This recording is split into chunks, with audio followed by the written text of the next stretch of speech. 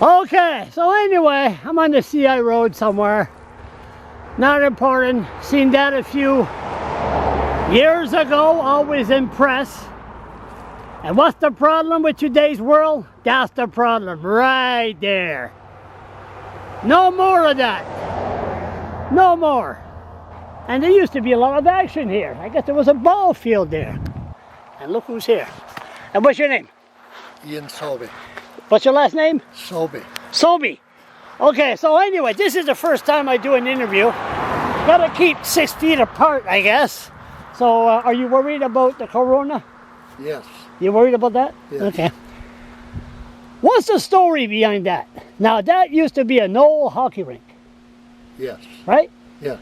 So you took it upon yourself to have kids in this area to play ball, to play hockey? Go ahead. What's the story? Well, the story is that I think it was about late 80s, the government started giving grants for building rinks, ball fields, and all that. That was Hatfield era, no? I think it was. Okay. And anyway, so the rink had been in a couple other places on the road, and it never really worked out. So the woman that lives right up the road here used to live right in the house right there. The house no longer there. She gives permission to use her land. So anyway, with the grant and with a little bit of help, we built the rink. And NB Enterprise at the time, they give us the building, and we had some students in the summer, and they painted all the building, fixed it up. Ah, the good old days, huh? The good old days. Ah, they painted students. But anyway, the rink went there for quite a few years, and a lot of people used it. I looked after a lot of it, and a few young lads up the road that lived on the Bell Pond Road, the Brewstrom boys, they helped quite a bit. And another guy, Kevin Poser, he used to plow it for us.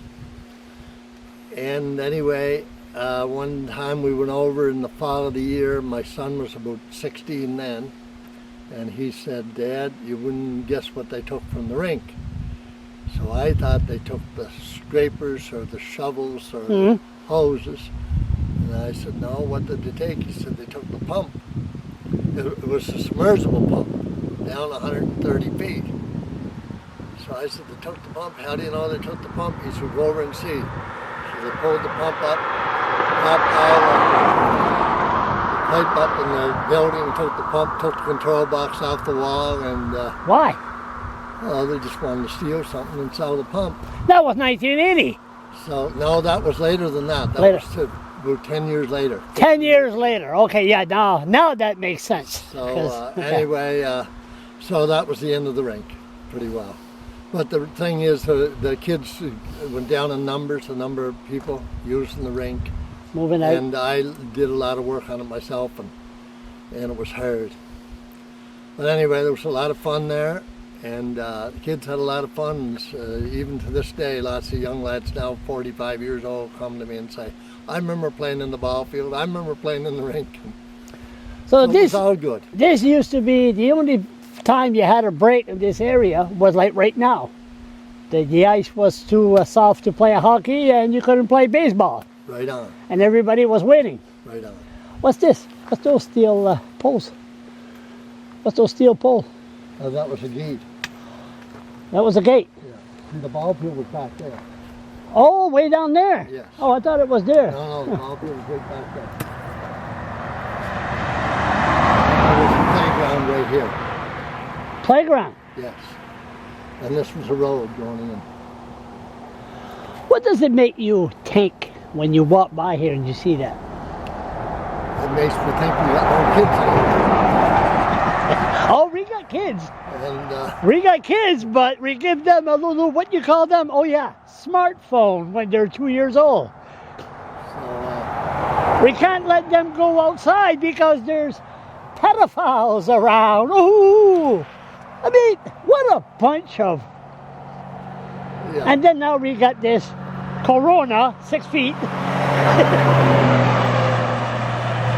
Anyway, that's the thing. Things have changed everywhere. I I think if you build a rink in Newcastle, an outside rink, nobody'd use it. No, You know, no, and that's sad. so it is.